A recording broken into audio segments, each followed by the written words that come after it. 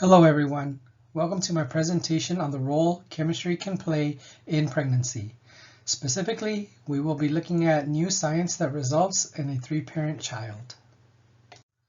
My name is Alejandro Ayala and I have completed a master's in counseling. I have completed graduate level chemistry courses which will serve me in my medical school program. I have a passion for both psychology and biology. Today, we will be discussing one aspect of medicine, pregnancy. Specifically, we will be looking at a new science that helps a developing embryo avoid potentially life-threatening genetic disorders related to mitochondria. We will first be looking at the big picture of this topic and what is going on.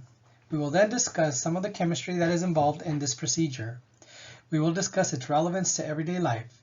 We will then look at the ethical considerations of this topic. Finally, we will summarize what we have discussed and highlight the main points. So now for the big picture. In 2016, the first baby with DNA from three parents was born. This procedure, which is not legal in the US, was first made legal in the UK in 2015. Doctors from the US who specialize in embryonic fertilization traveled to Mexico to perform this procedure, and it was successful. This procedure allows an embryo to develop in a healthy egg and avoid potentially fatal mitochondrial diseases. And I pulled this picture off the internet, and apparently this is the baby born in Mexico and from this procedure. Thousands of kids are born every year with mitochondrial diseases. 1 out of every 4,000 to 5,000 people in the world carry some kind of mitochondrial disorder.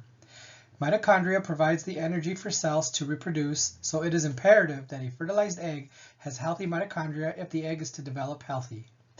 Mitochondrial replacement treatment involves removing a healthy nucleus from a mother's egg and implanting it in an egg of a donor that has had its own nucleus removed.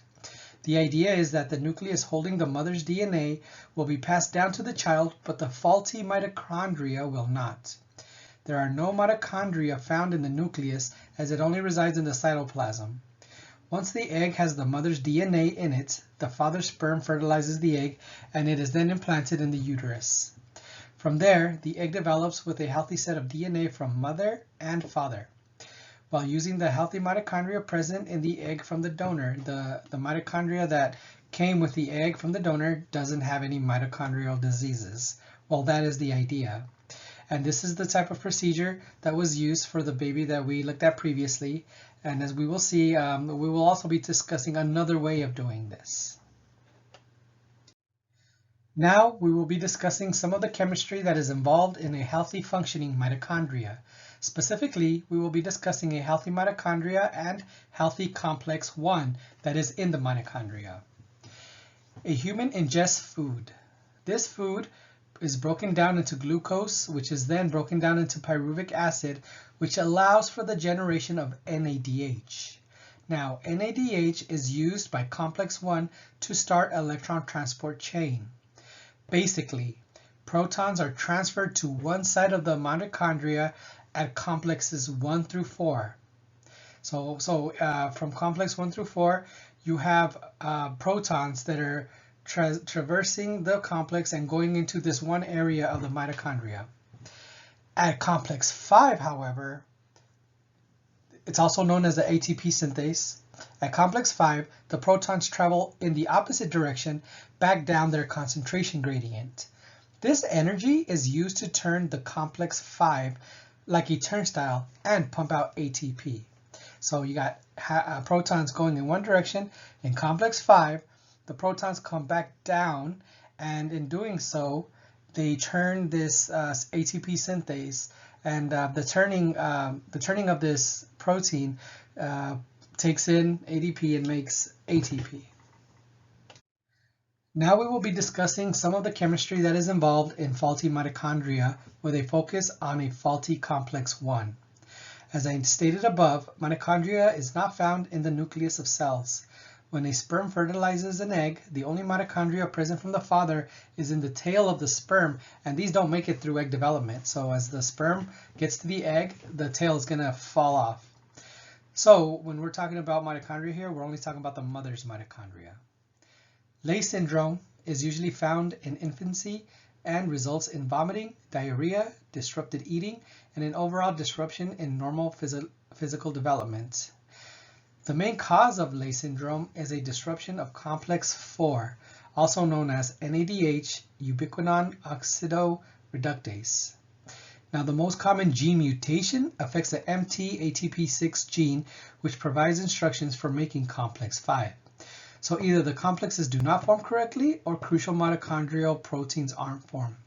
So here I gave two of the things that most commonly occur with Leigh syndrome. But Leigh syndrome is found to be important for all of the complexes, including complex 1. So complex 1 is the first enzyme in the respiratory chain. This complex oxidizes NADH, then it uses the 2 electrons to reduce ubiquinone.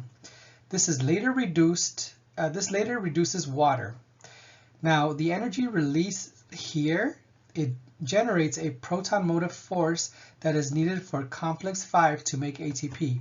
That is, the energy that is created in the first 4 complexes, that's needed for running the complex 5. The energy that we're talking about here is the proton gradient. So we're pushing the protons outward in a sense, and the energy that's used is when the protons come back through the complex 5. On the slide here, I gave one of the many examples of where the assembly error can take place in complex 1. Now there's 2 pictures on here. The one on the right shows the gene mutations that occur for when complex 1 is not made correctly. And then the picture on the left shows how it's assembled in a dysfunctional way.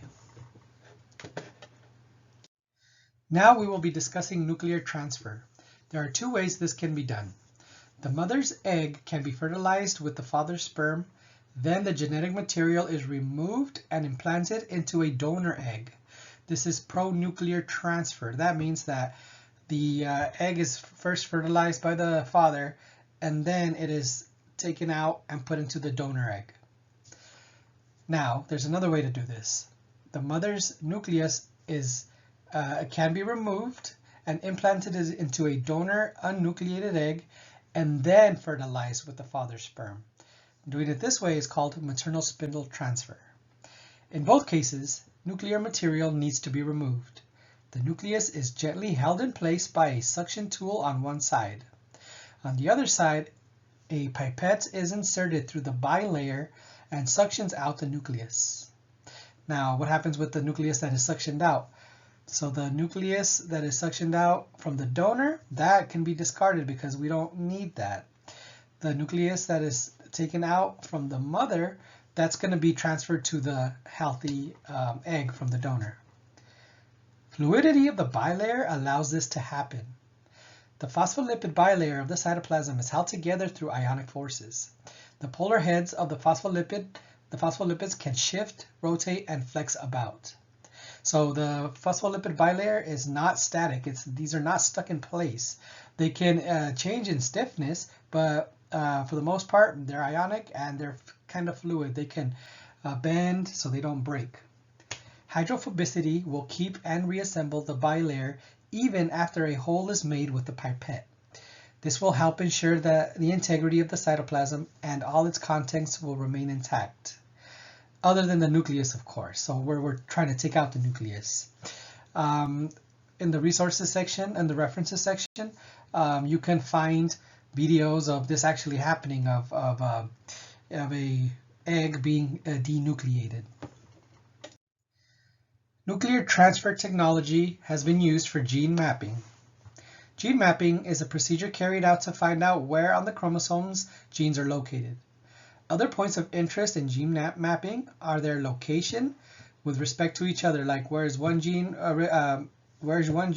respective to other genes, and how replication and transcription can be impacted.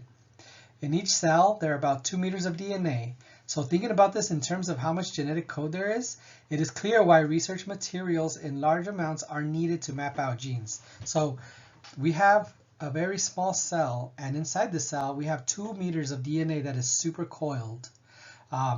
Now, considering how there's so much DNA to be mapped out, it makes sense that we're going to need a lot of this stuff for researchers to be able to map out where each chromosome, where the genes are in every chromosome, what they do, how do they interact, and other things too, like what happens when there's crossover, what happens when there's mutations, things like that.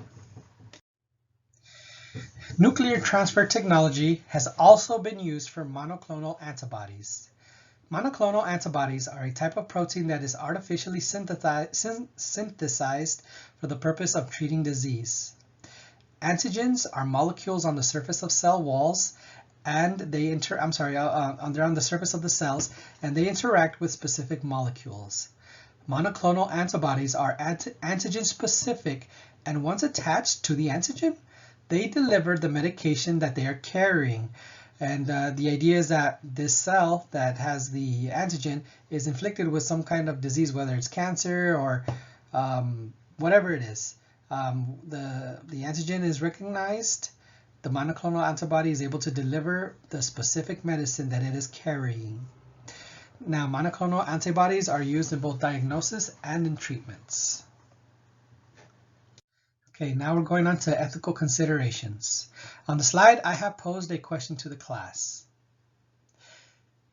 Is this genetic material heritable? So what we have talked about today, how the process is carried out.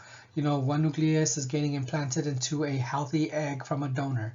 Is this heritable? Is this going to be passed down from generation to generation? What does everybody think? Okay, now let's continue. One ethical consideration to take note of is whether or not this technology will lead to something that has generational implications. That is, will the genetic material in the child be passed down to future generations? If the child has genetic abnormalities rendering other genes dysfunctional, the phenotypes could be significantly debilitating. One would also have to consider the implications on their children and their children's children. So in this ethical discussion, we're looking at the effects beyond the child that is being born from this procedure. We're looking at their lineage.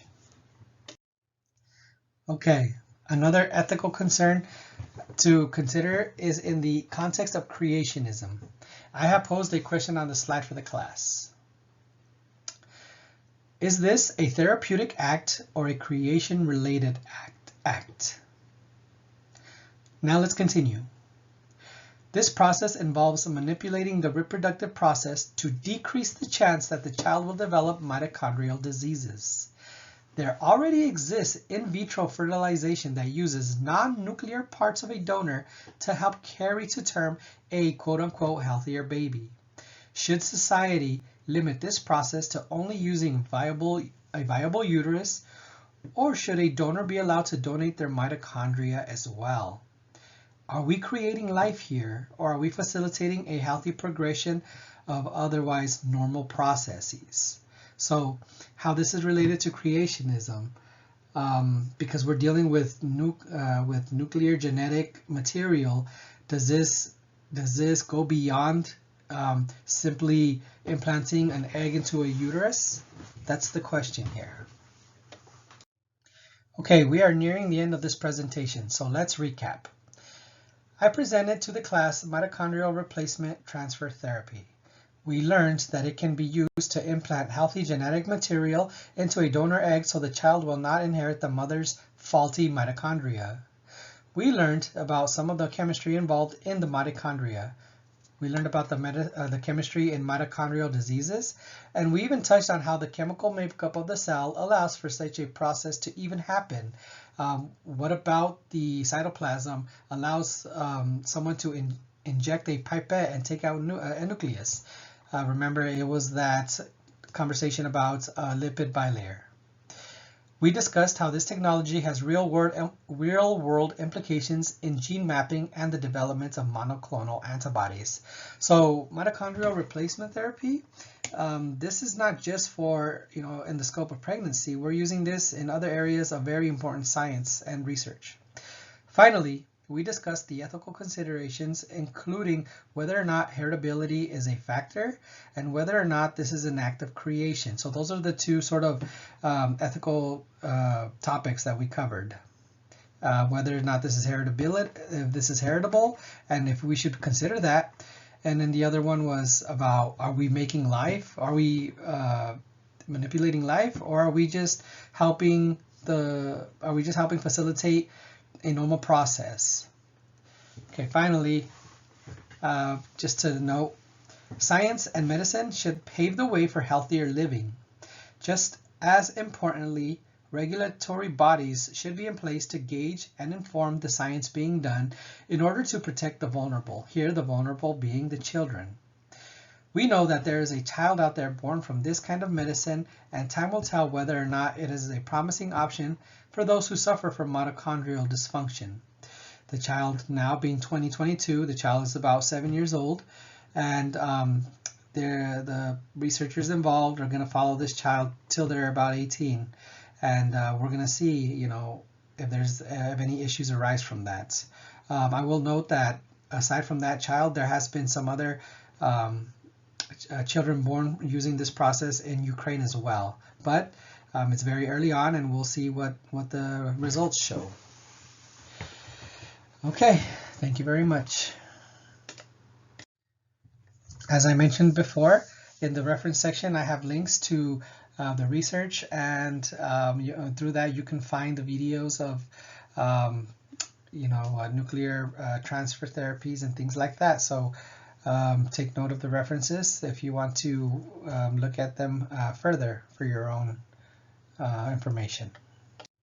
As you can see from this list of references, I have a wide variety of kinds of references. There's opinion pieces, there's peer-reviewed articles, science journals, and things like that, and that's how it should be. If one point that you carry from this is that the conversation that deals with ethical concerns in science, it should be held by different areas of society, and I feel like that's sort of how it should be. So take that with you moving forward, and I hope you enjoyed this presentation.